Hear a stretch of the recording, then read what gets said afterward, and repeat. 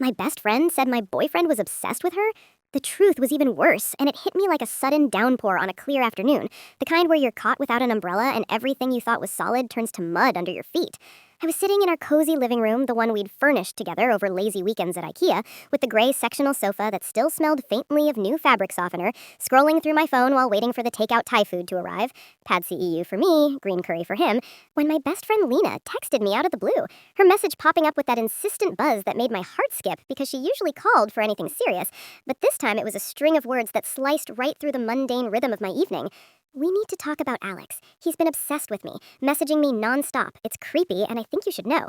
My fingers froze over the screen. The room suddenly too quiet except for the hum of the fridge in the kitchen and the distant sound of rain starting to patter against the window, and I reread it 3 times, each pass twisting something deeper in my gut. Because Alex, my boyfriend of 3 years, the guy who'd moved into my suburban apartment last summer after we'd talked endlessly about building a life together, kids someday, a house with a yard, the whole dream we'd sketched out over morning coffees at the kitchen table, he wasn't the obsessive type, or at least I'd never seen that side of him. He was steady, a software engineer who worked long hours at his desk in the spare room, coming out for Netflix binges of true crime docs that we'd analyze together, laughing about how we'd never be that careless. But Lena's words burrowed in, and I felt a cold dread pooling in my chest, the kind that makes your breath shallow and your mind race to worst-case scenarios. So I texted back immediately, "What do you mean? Show me." My thumbs trembling slightly as I hit send, and while I waited, I glanced at the clock. 7:45 p.m., Alex would be home any minute from his after-work gym session, the one he swore kept him sane amid project deadlines that had him staring at his laptop until midnight some nights. Lena's response came in screenshots, a cascade of them. Alex's messages starting innocently enough months ago with, "Hey, how's that job hunt going?" since she was between gigs as a graphic designer, but escalating into, "I can't stop thinking about you," and "You're the one who gets me, not her," and worse, photos he'd sent her of himself shirtless post-workout, the same ones he'd shared with me proudly, but now twisted into something predatory. And as I swiped through them, my coffee from earlier turned sour in my stomach, the room spinning a little because this wasn't just obsession, it was betrayal, a deliberate crossing of lines with the person I trusted most besides him, Lena, my friend since college dorm days, the one who'd held my hair back after bad breakups and celebrated my promotions with cheap wine and pizza nights. The front door clicked open then, Alex stepping in with his gym bag slung over his shoulder, his dark hair damp from the rain, smiling that easy smile that usually melted away my stresses from my own job as a marketing coordinator, where I'd spent the day buried in emails about campaign metrics that now seemed utterly trivial. "Hey, babe, traffic was a nightmare, but I picked up that wine you like on the way," he said, kicking off his sneakers by the door, oblivious, or pretending to be, and I stood up, phone clutched in my hand like a weapon, my voice coming out sharper than I'd intended. "What the hell is this, Alex? Lena just sent me everything, your messages, the pictures, how you're obsessed with her?" His face drained of color, that smile faltering into a mask of confusion that quickly cracked into guilt, his eyes darting to my phone as he dropped the bag. "Wait, what? Oh God, Sarah, it's not what it looks like. She's twisting it. I was just venting about us sometimes." But his words rang hollow, defensive, and I thrust the phone at him, the screenshots glaring under the living room lamp's warm glow that suddenly felt mocking, illuminating the cracks in our perfect little life. "Venting? You told her you dream about her, that I'm not enough. That's not venting, that's cheating, emotional or whatever you want to call it, but it's betrayal," I spat, my voice rising, tears pricking at my eyes because the pain was raw, like a fresh wound exposed to air, and he reached for me, but I stepped back, the coffee table between us like a barrier, the remote control tumbling to the floor in my retreat. He sank onto the sofa, running hands through his hair. "I didn't mean for it to go this far. I was stressed at work, and she was there, listening. But I love you, Sarah. This is us, our home."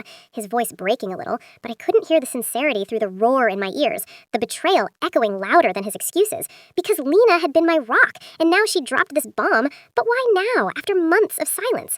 I paced the room, the rain outside intensifying into a steady drum against the panes, mirroring the storm inside me, and I fired off a text to her. "Why didn't you tell me sooner?" Her reply quick. "I tried to handle it, but it got worse. He showed up at my apartment last week, begging to talk." That detail punched the air out of my lungs, because Alex had told me he'd been working late that night, not driving across town to her place in the suburbs, and I confronted him again. "You went to her apartment, lied to me about overtime?" He nodded miserably. "I was confused. I thought I had feelings, but it's nothing compared to us. Please, let's talk this out." But talking felt impossible, the trust I'd built with him over shared brunches and road trips to the coast shattering like glass underfoot, and the immediate fallout hit hard. I grabbed my keys, my coat. "I can't be here right now. I need air." Slamming the door behind me, the rain soaking me instantly as I walked aimlessly down the wet sidewalk, past neighbors' houses with their glowing windows hiding their own secrets, my mind reeling with images of them together, even if it hadn't gone physical yet. Or had it? The doubt gnawed at me, guilt creeping in too, because maybe I'd been too absorbed in my own career climb, missing the signs, the way he'd been distant lately, staring at his phone during dinners I'd cooked from scratch to unwind. I ended up at the corner coffee shop, the one we frequented on weekends for lattes and crosswords, but now I sat alone in a booth, nursing a decaf that tasted like ashes, texting my sister briefly, "Big fight with Alex, need to crash at yours?" Her immediate, "Of course, come over," a small lifeline in the chaos. Hours blurred as I ignored his calls, the vibration of my phone a persistent reminder of the life imploding behind me. And when I finally returned home after midnight, the apartment dark except for the kitchen light where he sat at the table, head in hands, the untouched takeout congealing in its containers, a pitiful symbol of our ruined evening. "I'm sleeping on the couch tonight," I said flatly, grabbing a blanket from the hall closet, the weight of exhaustion and grief settling over me like a fog. Because this wasn't just about obsession, it was about the foundation of us crumbling, and the truth Lena hinted at felt even darker, lurking in the unsaid spaces between his confessions and her warnings, leaving me to wonder if the worst was yet to come as I lay there in the dim glow of the street lamp filtering through the blinds, tears silent on my pillow, the pain a deep, throbbing ache that no amount of rationalizing could dull. That first full night after the discovery stretched into something unrecognizable. The apartment transformed from the familiar refuge we'd built into a place of sharp edges and heavy silences. Every object suddenly carrying the weight of accusation. The throw pillow on the couch where Alex had once fallen asleep against my shoulder during a late-night rerun of The Office. The framed photo on the mantel of us at the beach last summer. His arm around my waist, both of us laughing into the wind like nothing could ever fracture that moment. I lay on the bed alone now, the sheets still carrying the faint scent of his shampoo from the night before, a cruel reminder that only 24 hours ago we'd woken tangled together, debating whether to hit snooze or get up for coffee. And I kept replaying the confrontation in loops, my mind dissecting every word he'd said, every flinch on his face when I showed him the screenshots, searching for the exact second the man I loved had started slipping away without me noticing.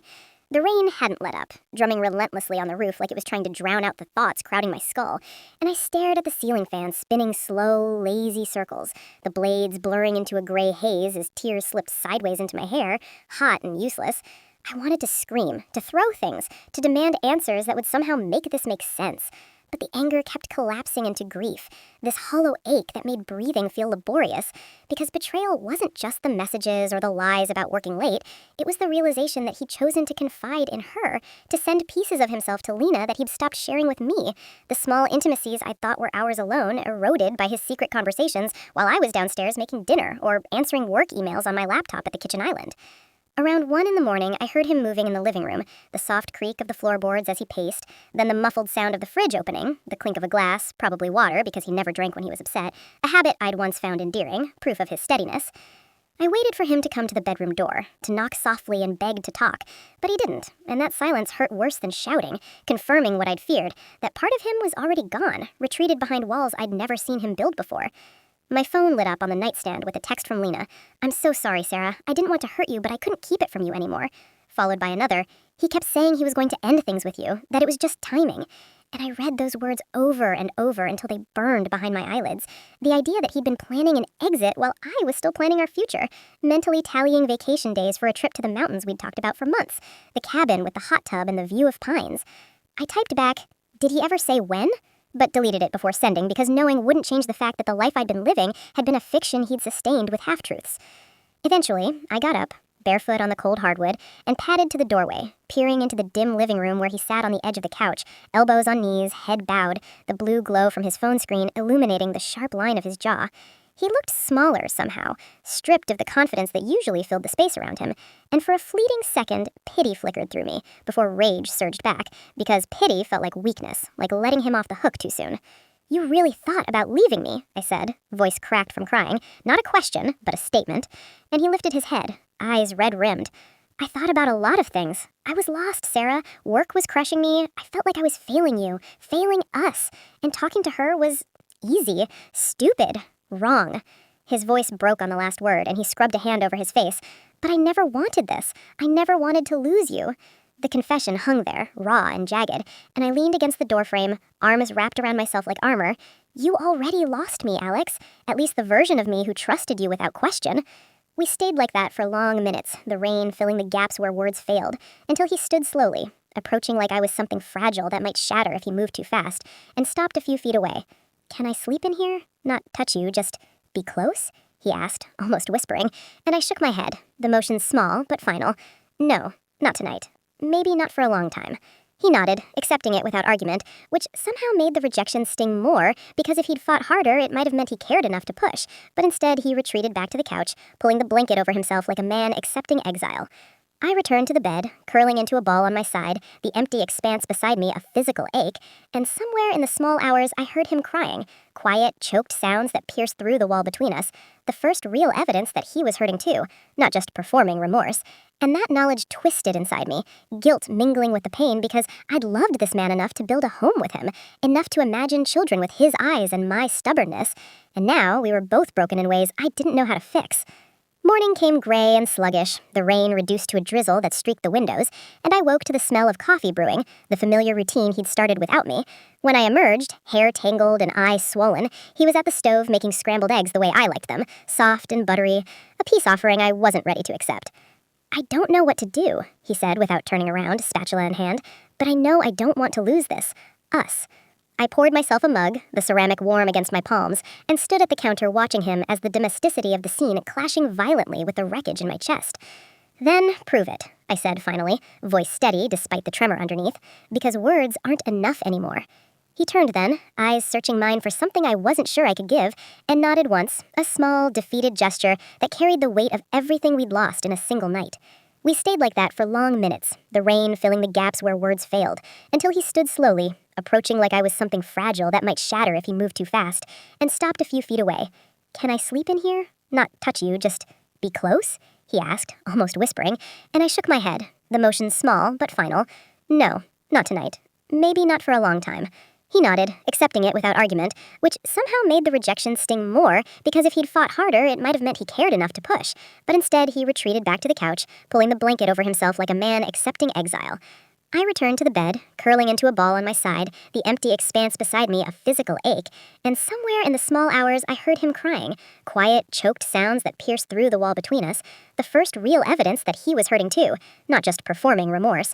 And that knowledge twisted inside me, guilt mingling with the pain because I'd loved this man enough to build a home with him, enough to imagine children with his eyes and my stubbornness, and now we were both broken in ways I didn't know how to fix. Morning came gray and sluggish, the rain reduced to a drizzle that streaked the windows, and I woke to the smell of coffee brewing, the familiar routine he'd started without me. When I emerged, hair tangled and eyes swollen, he was at the stove making scrambled eggs the way I liked them, soft and buttery, a peace offering I wasn't ready to accept. "I don't know what to do," he said without turning around, spatula in hand, "but I know I don't want to lose this. Us." I poured myself a mug, the ceramic warm against my palms, and stood at the counter watching him as the domesticity of the scene clashing violently with the wreckage in my chest. "Then prove it," I said finally, voice steady despite the tremor underneath, "because words aren't enough anymore." He turned then, eyes searching mine for something I wasn't sure I could give, and nodded once, a small, defeated gesture that carried the weight of everything we'd lost in a single night. We stayed like that for long minutes, the rain filling the gaps where words failed, until he stood slowly, approaching like I was something fragile that might shatter if he moved too fast, and stopped a few feet away. "Can I sleep in here? Not touch you, just be close?" he asked, almost whispering, and I shook my head, the motion small but final. "No, not tonight. Maybe not for a long time." He nodded, accepting it without argument, which somehow made the rejection sting more because if he'd fought harder, it might have meant he cared enough to push, but instead he retreated back to the couch, pulling the blanket over himself like a man accepting exile. I returned to the bed, curling into a ball on my side, the empty expanse beside me a physical ache, and somewhere in the small hours I heard him crying, quiet, choked sounds that pierced through the wall between us, the first real evidence that he was hurting too, not just performing remorse, and that knowledge twisted inside me, guilt mingling with the pain because I'd loved this man enough to build a home with him, enough to imagine children with his eyes and my stubbornness, and now we were both broken in ways I didn't know how to fix. The days immediately following that sleepless night blurred into a careful choreography of avoidance and necessity. The apartment no longer a shared sanctuary, but a minefield where every glance, every casual brush past in the narrow hallway carried the risk of detonation. I woke each morning with a tightness in my chest that no amount of deep breathing from the meditation app I downloaded years ago could loosen, and the first thing I did was check my phone, not for work emails or weekend plans, but to see if Lena had texted again, or if Alex had sent one of those middle-of-the-night apologies that arrived like clockwork around 3 a.m., words typed in the dark that felt sincere in the moment, but evaporated under daylight scrutiny. By the third day, I realized protecting the people who hadn't asked to be dragged into this mess had to come first, starting with my 14-year-old niece Mia, who lived with my sister Claire across town and still believed Alex was the cool boyfriend who taught her how to code simple games on his old laptop during family barbecues. She'd been texting me memes about school drama and asking when we could do another movie night with popcorn and her favorite horror flicks. Innocent messages that now felt like landmines, because how could I keep pretending everything was fine when the foundation of my life had cracked wide open? I called Claire that afternoon while sitting in my car in the office parking lot during lunch, engine off, windows fogging slightly from my breathing, and when she answered with her usual brisk, "Hey, what's up?" I heard myself saying the words I'd rehearsed in the shower that morning, voice flat and rehearsed. "Alex and I are having problems. Big ones. I need you to not mention him to Mia for a while, okay? No asking when he's coming over, no tell Alex hi in texts." There was a long pause on her end, the kind filled with the clatter of dishes and Mia's muffled laughter in the background. Then Claire's tone softened into something careful. "Jesus, Sarah, what happened?" I gave her the condensed version: messages, obsession, lies about late nights, leaving out the gut-punch detail of him showing up at Lena's apartment, because even saying it aloud felt like handing over another piece of my dignity. She listened without interrupting, and when I finished, she simply said, "Come over tonight if you want. Mia's got soccer practice till 7. We can talk after she's in bed. And Sarah, you don't have to carry this alone." The offer landed like a lifeline tossed into choppy water, but I declined gently. "Not yet. I'm still figuring out how to breathe in my own space." Hanging up, I sat there, staring at the dashboard clock ticking toward the end of my break, feeling the first faint stirrings of relief that at least one small circle had been drawn around the wreckage, keeping the shrapnel from reaching the people I loved most.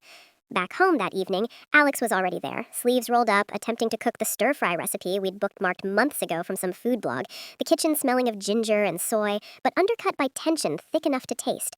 He looked up when I walked in, hope flickering briefly in his eyes before dimming at my expression, and I set my bag down with deliberate slowness. "We need to set some boundaries. Right now." He turned off the burner, wiped his hands on a dish towel, and nodded once like a man facing sentencing. I stayed by the island counter, arms crossed. "No more sleeping in the same bed until I say otherwise. You stay on the couch. No touching, no casual affection, none of the little things we used to do without thinking. And transparency. I want access to your phone, your laptop, whatever. Full access. If we're even going to try fixing this, I need to know there's nothing else hidden." He didn't argue, didn't flinch at the invasion of privacy accusation hanging unspoken between us. Instead, he pulled his phone from his pocket, unlocked it, and slid it across the granite toward me, screen face up, open to messages. "It's yours. Look at anything, delete anything. I have nothing to hide anymore." The gesture felt both generous and pathetic, a surrender that made my throat tighten because this was the same man who used to tease me about my password paranoia, who'd once joked that our relationship was built on trust, not surveillance. Now here we were, reduced to passwords and proof. I didn't take the phone right away, couldn't bring myself to touch it yet, but I met his gaze, searching for the evasion I'd come to expect, finding only exhaustion and a rawness that mirrored my own. "And Lena," I continued, voice quieter now, "you don't contact her. Ever. Not even to apologize. That bridge is burned, and if you cross it again, we're done. Completely." He swallowed hard, nodded. "I already blocked her number, the day you found out. I swear." I believed him on that point, at least. The desperation in his voice carried the weight of someone who'd finally grasped how close he'd come to losing everything. We ate the stir-fry standing at the counter because sitting at the table felt too intimate, too much like the old routine we were both mourning, forks clinking against plates and the only sound besides the hum of the refrigerator. Halfway through, he set his fork down. "I made an appointment, individual therapy, tomorrow afternoon. I thought maybe starting there would show you I'm serious." The words landed softly, unexpectedly, and I felt something shift inside me. Not forgiveness, not yet, but a cautious acknowledgement that he wasn't simply waiting for me to decide his fate. He was taking a step, however small, into the work. I nodded slowly. "Good. That's good." After dinner, he cleared the dishes while I retreated to the bedroom, door closed but not locked, a deliberate halfway measure, and sat on the edge of the bed scrolling through old photos on my phone, the ones of us at Mia's last birthday, him helping her blow out candles on a cake shaped like a soccer ball, both of them grinning with frosting on their noses, and the ache deepened, because those moments weren't fake, they couldn't be, yet they existed alongside the secrets he'd kept. Later, when the apartment lights dimmed and I heard him settling onto the couch with a sigh that carried across the quiet rooms, I texted Claire a single line. "Mia can still come over this weekend if she wants. Just no Alex talk. I'll explain when she's older." Her reply came almost instantly. "She misses you. We'll be there Saturday. Love you." I set the phone down face, pulled the covers up, and for the first time since the discovery, allowed myself to cry without muffling the sound, great, silent sobs into the pillow that left me wrung out and strangely clearer, because drawing those first boundaries, however painful, felt like reclaiming a sliver of control in a situation that had stripped me bare. The road ahead stretched long and uncertain, lined with more conversations I dreaded, and small acts of proof I wasn't sure I could believe in yet, but at least the people I needed to shield, Mia, Claire, even the fragile remnants of myself, were starting to stand behind a line I'd drawn with shaking hands, and in that small act of protection, I found the barest thread of strength to keep standing through another night. By the end of the first week, the apartment had started to feel like a pressure cooker with the lid rattling, every shared space charged with unspoken questions and the constant effort of not exploding. So when my college roommate Jess texted out of the blue asking if I wanted to crash at her place for the weekend, just us, wine, bad movies, no explanations required, I said yes before I could second-guess myself, the decision landing like a small act of mercy toward the version of myself that was still drowning a little every time I walked past the couch where Alex slept. I packed a duffel bag Friday afternoon while he was still at work, moving quietly through the bedroom like a thief in my own home, selecting the softest sweater he'd bought me last Christmas, the one with the faint cedar scent from the drawer sachets we used to argue over buying, and I left a note on the kitchen counter, weighted under the coffee canister. Going to Jess's for the weekend. Need space. Phone's on if it's an emergency. Please don't follow. The words looked cold on the page, clinical almost, but they were the truest thing I could manage without dissolving into another round of tears. I drove the 40 minutes to Jess's condo on the edge of the city, windows down despite the late fall chill, letting the wind whip through and carry away some of the static in my head, radio tuned low to a station playing old indie tracks we used to scream-sing along to in dorm rooms, smelling of instant noodles and laundry detergent. When I arrived, she opened the door before I could knock, arms already outstretched. No pity in her eyes, just the steady knowing of someone who'd seen me through finals week breakdowns and the aftermath of my first real heartbreak. She pulled me inside, took the bag from my shoulder, and poured 2 generous glasses of Pinot without asking if I wanted one, then settled us on her overstuffed sectional with takeout sushi spread across the coffee table, chopsticks in hand, the city lights glittering through the floor-to-ceiling windows like distant stars we couldn't quite reach. We didn't dive straight into the story. I talked about work first, the endless Zoom calls about rebranding a client's app that felt absurdly trivial now, the way my boss kept praising my focus while I was internally screaming, and Jess listened, nodding, letting the silence stretch until I was ready to crack it open. When I finally started, the words tumbled out in fragments. The screenshots, Lena's warning, Alex's excuses about stress and feeling unseen, the way he'd shown up at her door one night while telling me he was debugging code until dawn. Jess's face tightened with each detail, but she didn't interrupt, just reached over occasionally to squeeze my knee, a small anchor. "He's not a monster," I heard myself saying at one point, surprised by the defense in my voice. "He's just broken something we can't unbreak easily." Jess tilted her head. "Doesn't make what he did less real. You get to decide what forgiveness looks like, Sarah, not him, not some timeline." That sentence settled into me like cool water on a burn, and we talked late into the night, dissecting not just Alex, but the patterns I'd ignored, the way I'd poured myself into work promotions while he retreated into his screens, how we'd stopped asking each other the hard questions over dinner because it was easier to scroll Netflix queues than risk another fight about intimacy or futures or the quiet fear that maybe we weren't enough for each other anymore. Saturday morning, we walked to the farmer's market near her building, bundled in scarves against the wind, buying apples and sourdough and little pots of honey, ordinary acts that felt revolutionary because they belonged only to me, no shadow of betrayal trailing behind. I bought a small bunch of dahlias, their petals bruised pink and gold, and stuck them in a mason jar on Jess's windowsill, watching them open slowly over the weekend, like they were reminding me that things could still unfold even after being cut. While Jess napped in the afternoon, I sat on her balcony with my phone, staring at Alex's contact photo, us at a concert last spring, his arm around my shoulders, both of us flushed from dancing, and opened a blank note typing out the rules I needed if we were going to try again. Daily check-ins, no deleted messages ever, separate bedrooms until trust rebuilt itself brick by brick, therapy for both of us eventually, couples when I was ready. I added one more, the hardest. Complete honesty about feelings, even the ugly ones. No more hiding behind, "I'm fine," when we weren't. I didn't send it yet, just saved it, a private contract with myself first.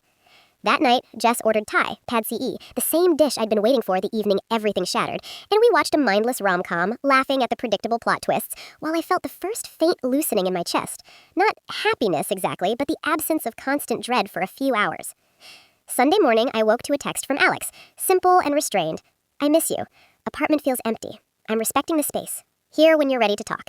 No pleading, no excuses, just acknowledgement, and something in the restraint made me believe for the first time since the discovery that he might actually be listening. I drove home in the late afternoon light, the dahlias I'd taken from Jess's jar resting on the passenger seat, their scent mixing with the leather of the car and the faint trace of rain on the highway. When I walked through the door, Alex was in the kitchen, sleeves rolled up, chopping vegetables for soup, the radio on low, playing something acoustic and gentle.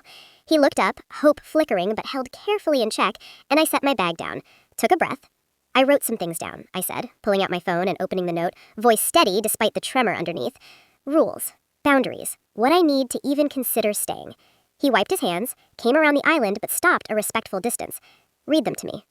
So I did, one by one, watching his face for defensiveness and finding only quiet nods, the occasional swallow as if the words were landing somewhere deep. When I finished, he said simply, "Okay, all of it. I'll do whatever it takes." We stood there in the kitchen with the soup simmering behind us, the smell of garlic and thyme filling the air, and for the first time in days, I didn't feel like I had to run.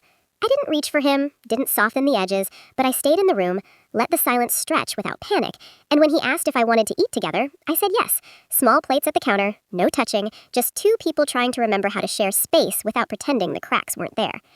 Later, after he retreated to the couch and I to the bedroom, I opened the note again, added one last line, "We check in every night, even if it's just to say goodnight," and saved it.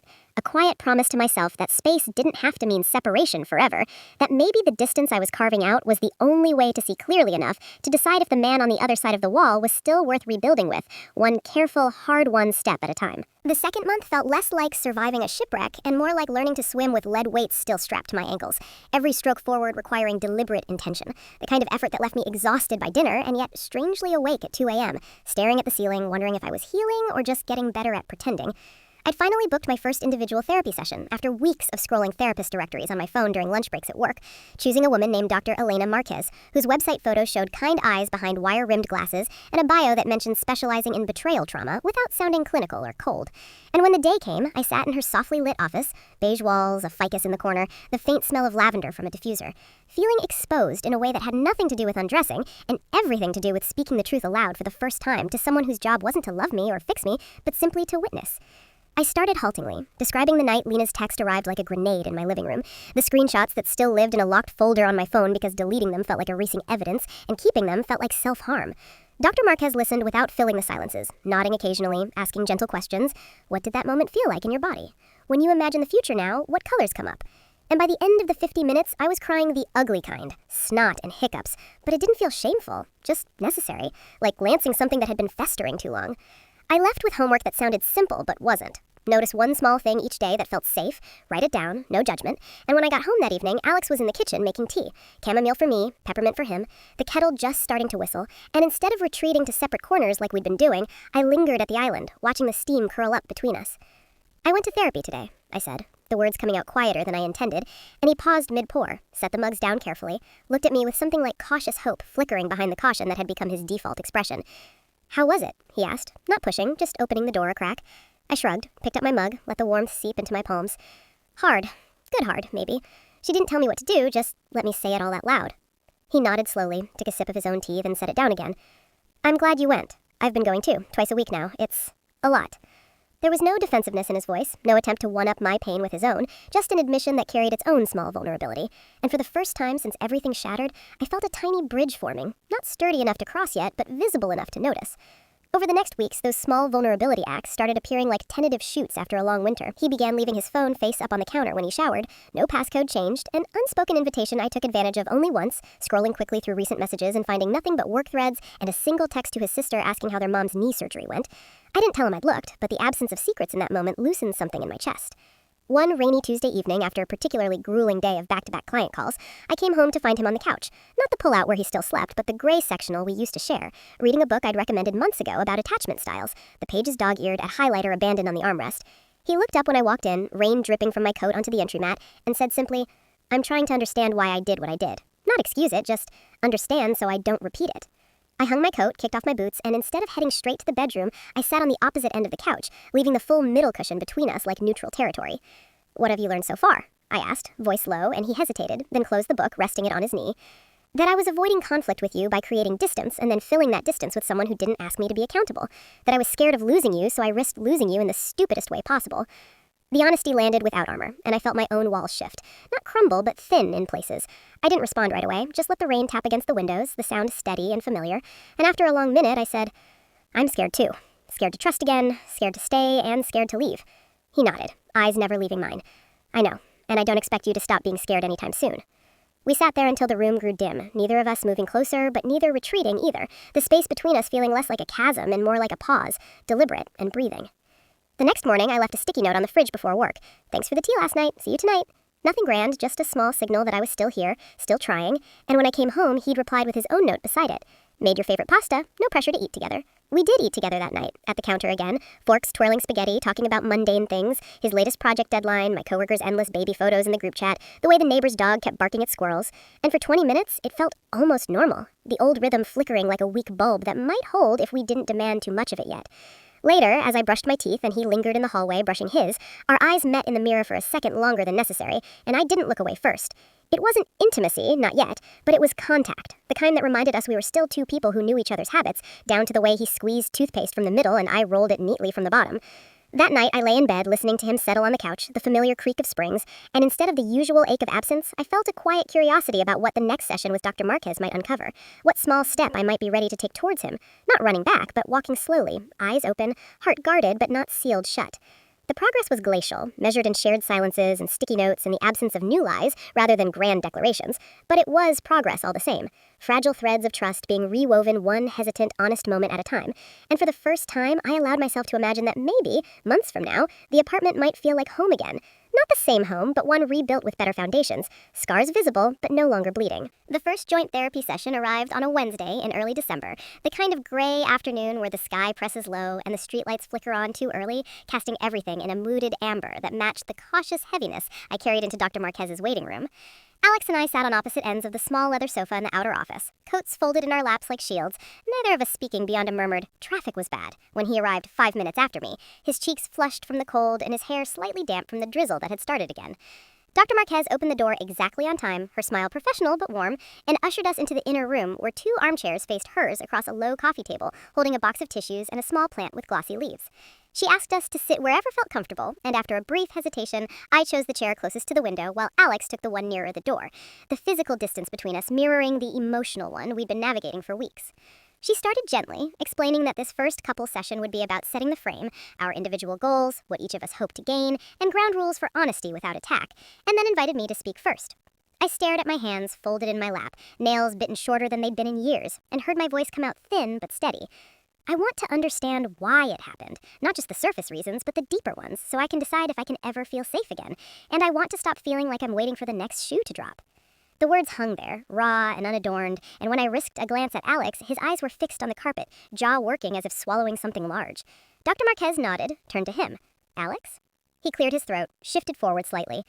"I want to own what I did without excuses. I want Sarah to know she's not crazy for doubting me because I gave her every reason to. And I want to rebuild something real, even if it looks different from before." His voice cracked on the last sentence, and he pressed his lips together, blinking hard. I felt a pang somewhere deep. Not pity exactly, but recognition. This was the man I'd fallen for, the one capable of vulnerability when the masks were off. Yet the memory of how he used that same openness with Lena still stung like salt in a cut. Dr. Marquez let the silence settle, then asked the question that cracked everything wider open. What was the deepest unmet need each of you felt in the relationship before the betrayal? I answered first, surprised by how quickly the truth rose up. I felt invisible sometimes, not unloved, but secondary. Work took so much of me, and when I came home, I wanted to be seen, really seen. But we'd both get lost in our screens or our exhaustion. I stopped asking for what I needed because it felt like too much effort. Alex listened without interrupting, his shoulders rising and falling with slow breaths, and when it was his turn, he spoke quietly, eyes on me now. "I felt like I was failing you. You were climbing at work, succeeding in ways I admired, but also envied, and I started believing I wasn't enough, smart enough, present enough, exciting enough.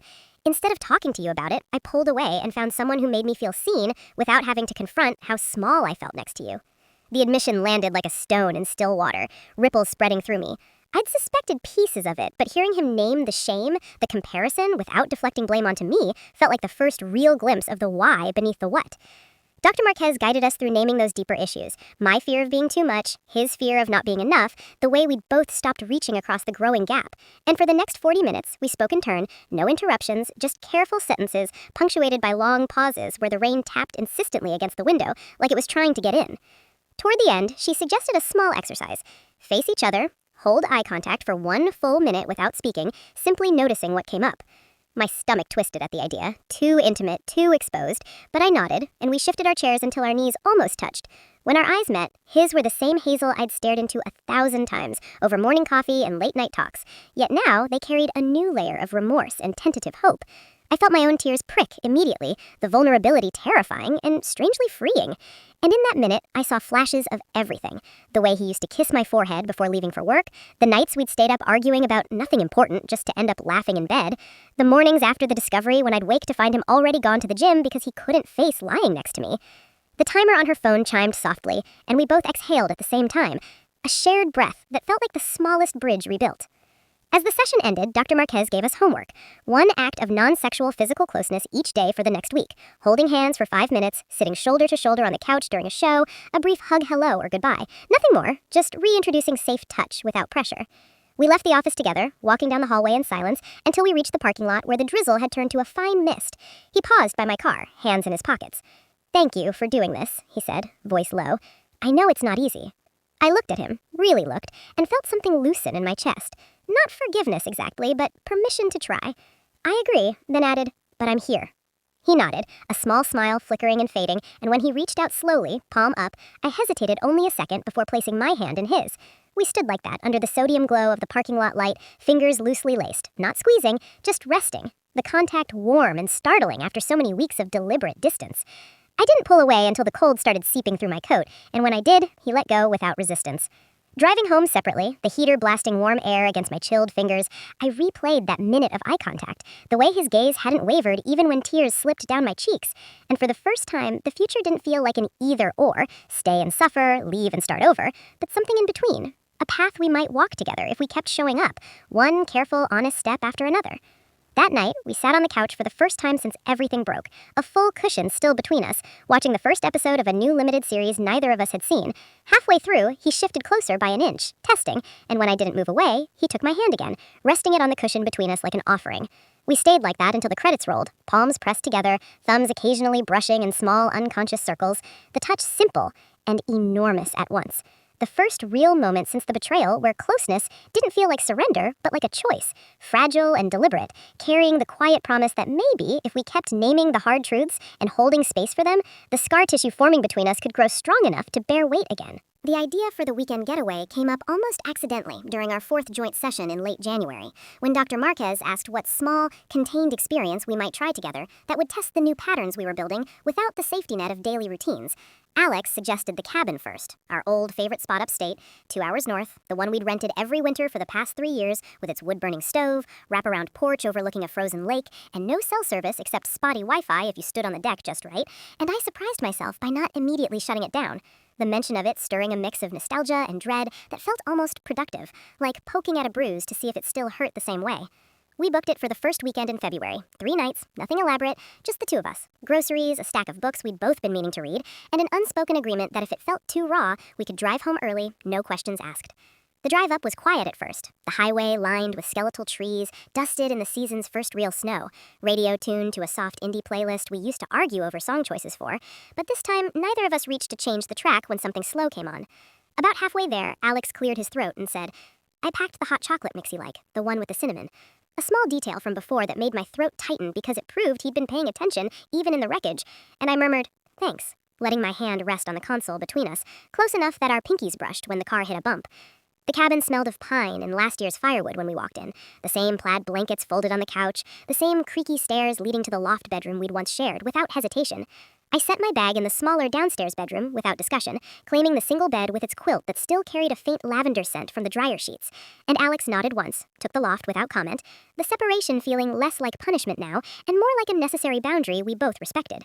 That first evening, we kept things simple, unpacked groceries, made grilled cheese and tomato soup on the ancient stove, ate at the small pine table by the window where snowflakes drifted past the glass like slow confetti.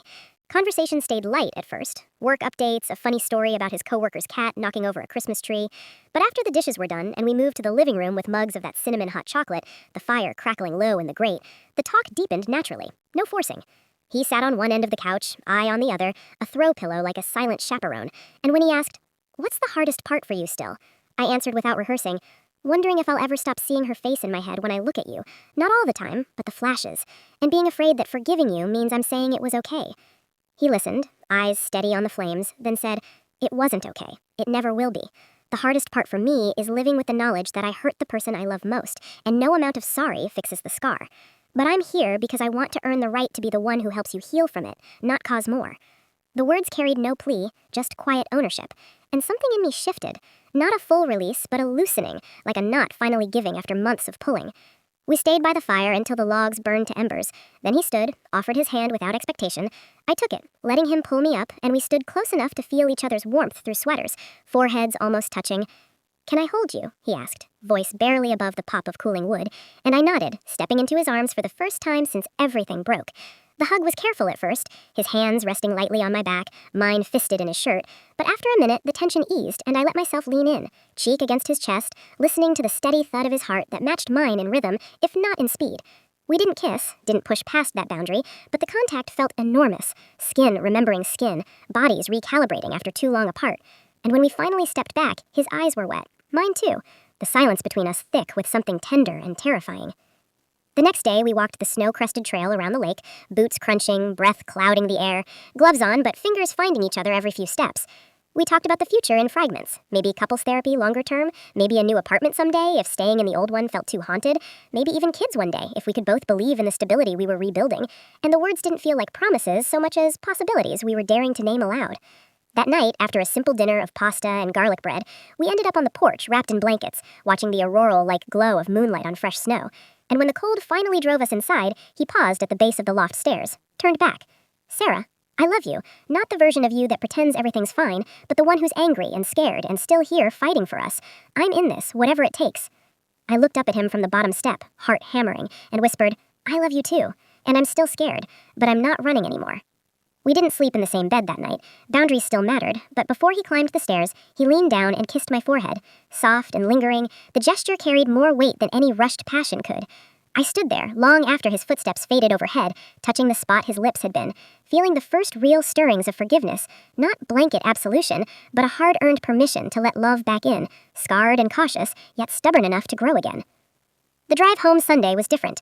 Hands occasionally linked over the gear shift, quiet laughter at a bad pun on the radio, a shared playlist we built together on the fly. And when we pulled into our apartment complex, the snow had followed us south in flurries, blanketing the parking lot in soft white. We carried bags inside together, set them down in the entryway, and for a moment just stood there, coats still on, looking at each other like we were seeing the possibility of us anew. He reached out, brushed a snowflake from my eyelash with his thumb, and I caught his hand, held it against my cheek. "We made it through the weekend," I said, half statement, half wonder. "Yeah," he answered, voice rough with emotion, "and we're still here." That night, we slept in separate rooms again, but the door between us stayed cracked open, a thin line of hallway light spilling across the floor like quiet hope. And as I drifted off listening to the distant sound of him turning pages in a book upstairs, I felt the slow, steady return of something I'd thought lost forever. Not perfection, not erased pain, but the tentative, resilient closeness that comes only after the worst has been survived together, tested in fire and snow, and chosen again, one deliberate breath at a time. A year to the day since Lena's text arrived like a quiet detonation in our living room. I woke before the alarm on a Saturday morning in mid-February, the apartment still dark except for the soft blue glow of the digital clock reading 6:47, and for the first time in what felt like forever, the first emotion that rose wasn't dread or guarded hope, but something quieter, steadier. Contentment, maybe, or at least its early approximation. The bed beside me was empty, but warm. Alex had slipped out 20 minutes earlier, as he did most weekends now, to start coffee and let me sleep a little longer, a small ritual we'd rebuilt from the ashes of those first months, when mornings meant waking alone on opposite sides of the apartment, listening for signs the other was still breathing the same air. I stretched under the comforter, feeling the familiar ache in my lower back from yesterday's yoga class, something I'd started 6 months ago on Dr. Marquez's gentle recommendation, and noticed the faint scent of cedar from the new drawer sachets we'd bought together last fall, a tiny act of nesting that had felt monumental at the time because it meant planning for a shared future again instead of bracing for collapse. Down the hall, the kitchen light spilled a warm rectangle onto the hardwood, and I heard the soft clink of mugs, the low hum of the grinder, as he prepared the beans we'd picked up at the farmer's market 2 weeks ago, the same stall where we used to linger on Sunday mornings, debating dark versus medium roast. I padded barefoot to the doorway and paused there, watching him move through the familiar choreography, pouring water into the French press, stirring once, setting the timer on his phone with the soft chime we both knew by heart now. He looked up when the floor creaked under my weight, offered a small, unguarded smile that reached his eyes without hesitation. "Morning," he said quietly, voice still rough from sleep. "Coffee in 3. I nodded, crossed the room, and instead of stopping at the island like I used to in the cautious days, I stepped behind him, wrapped my arms around his waist from the back, and rested my cheek between his shoulder blades. He stilled for a second, then covered my hands with his, thumbs brushing slow circles over my knuckles. The touch so ordinary and yet so earned that my throat tightened with something close to gratitude.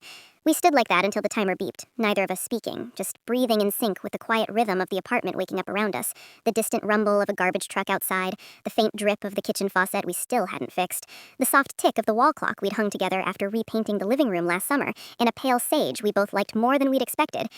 He poured the coffee, black for him, a splash of oat milk for me, and we carried the mugs to the couch, settling side by side with legs tangled under the same throw blanket, the gray sectional that had once been ground zero for so much silence, now just furniture again, worn in the best way from a year of shared evenings. 1 year, I said after the first sip, the words hanging soft between us. He nodded, set his mug on the side table. Feels longer and shorter at the same time. We let the observation sit, no need to fill it with analysis. We'd done enough dissecting in therapy, individual sessions tapering to monthly check-ins, couples down to every 6 weeks now, enough naming of patterns and triggers that the work had become background music rather than the main soundtrack.